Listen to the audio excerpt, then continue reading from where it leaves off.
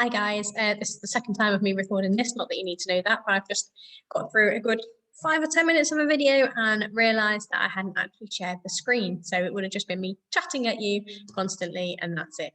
Okay, so second time lucky.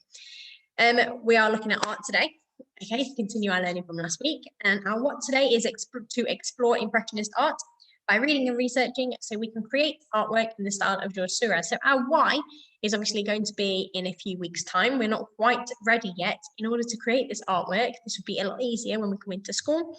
Okay, but in order to create that artwork, we also need to explore the movement that inspired him as an artist. Okay, so before we can get to this point, we need to explore the why he chose to paint the way that he chose to paint.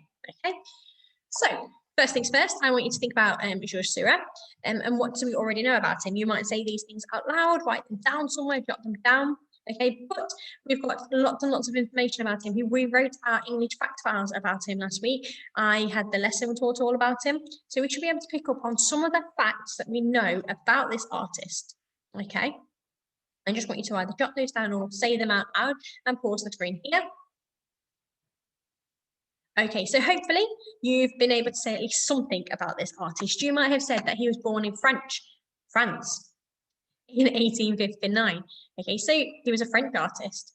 You might say about the fact that he was a post-impressionist artist. Now, this is a word that we came up with and looked at last week, explored last week in our art lessons.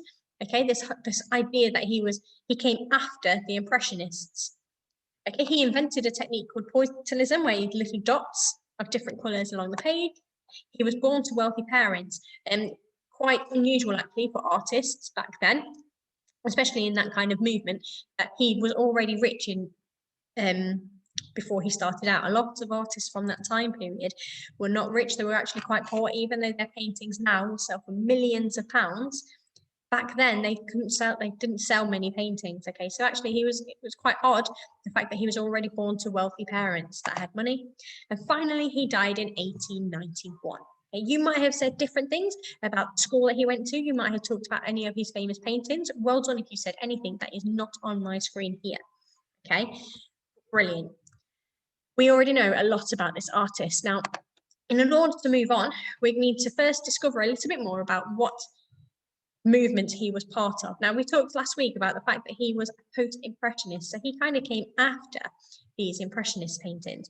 So we need to explore a little bit further now into the impressionists. Now, what I did wrong on my last screen, I didn't share with you my page, so this is what we're sharing now. Here we go. Okay, so I've taken us to this website here. This is an excellent website. If ever you want to use it to explore a little bit more about either a particular art movement or a particular artist, Tate Kids is a fantastic website to use. Please do go and use it yourself, because Tate is actually a series of galleries. There's one in London, and there's one in Liverpool, and I think there's possibly one in Wales. Okay, but they are a series of galleries that have got really, really famous paintings there. You might find a Van Gogh painting in there, you might find an Andy Warhol painting in there, okay, but they're really, really good. And also the scale of the paintings you don't realise. So once we're out of lockdown and museums open again, museums are free to enter. So they are fantastic, art galleries, sorry, are free to enter. And the sheer scale of some of these paintings are massive. Okay, they're really, really big. So if you get a chance to go and have a look at one, it is definitely worth it. Okay, so we're going to be looking at the movement of Impressionism. Okay, so we've got bright colours, bold brushstrokes, and a rebellious spirit. The word rebel, okay, means to go against something that is normal, to question what is normal. Okay, so for example, you'll find in this video that we're watching a second, that artists before the Impressionists came along all painted beautiful portraits, either of kings and queens or of mythical religious stories. Okay, so all the paintings seem to be of the same kind of thing, and all the paintings were very neat and tidy and looked exactly like people. Okay, so the colours were exactly right. Okay, so before the Impressionists came along, the paintings were very kind of dull and boring. Okay, so the Impressionists came along, we're going to find out in the video in a second, and rebelled against it. So they questioned, well, why should we be painting like that? Okay, so we're going to watch this video here, and I'm going to make sure that I've got my share sound on. And I am just going to watch this. Okay, here we go. One of the most famous Impressionist painters who was born in France in 1840. Monet's father wanted him to go into the family business, but he wanted to be an artist. He drew caricatures of his teachers and of tourists on the beach, and he wasn't bad. This is a painting he made in 1872 called Impression Sunrise. He called it an impression because he was trying to capture an impression of what that sunrise looked like. This painting is the reason why Monet and a few fellow painters became known as Impressionists. An impression can be an idea or feeling about something. These artists tried to capture an impression of everyday life that they saw in front of them. Their style was known for its bright colours and its bold brushstrokes. They all lived in Paris in the late 1800s and were rebels. They put on their own exhibitions because official exhibitions at the Salon rejected their work. The Salon was made up of a jury of art professors who really liked tradition. The Impressionists all painted outdoors. In French, this is called painting en plein air. Berthe Morisot was one of the only women to be part of the Impressionists' gang. Her paintings were often of women and children at home or in the garden, because women weren't supposed to sit alone in cafes. So, what did people think about Impressionism at the time? The jury of the Salon thought that art should be neater, and the best proper subjects were myths, battles, and portraits of important people. But the Impressionists wanted to paint everyday life. By the final Impressionist exhibition in 1886, the art was wildly popular and people were queuing up to buy it. Not such evil wallpaper anymore. Today, Impressionism is a well-respected art movement that is recognised as changing the history of art forever. What's your impression of the Impressionists? Okay, so as we found out, obviously the Impressionists, they were not trying to repaint a reflection of real life, but an impression of what that person liked, atmosphere, object, or landscape looked to them. Okay, so remember, they're not trying to get it exactly right. They're not trying to get it as neat as it looked. They wanted to get it to look like what it looked like to them in that time.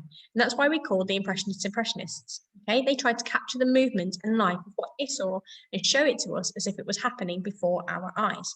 Okay, now some of the main Impressionist artists were Claude Monet, Berthe Morisot,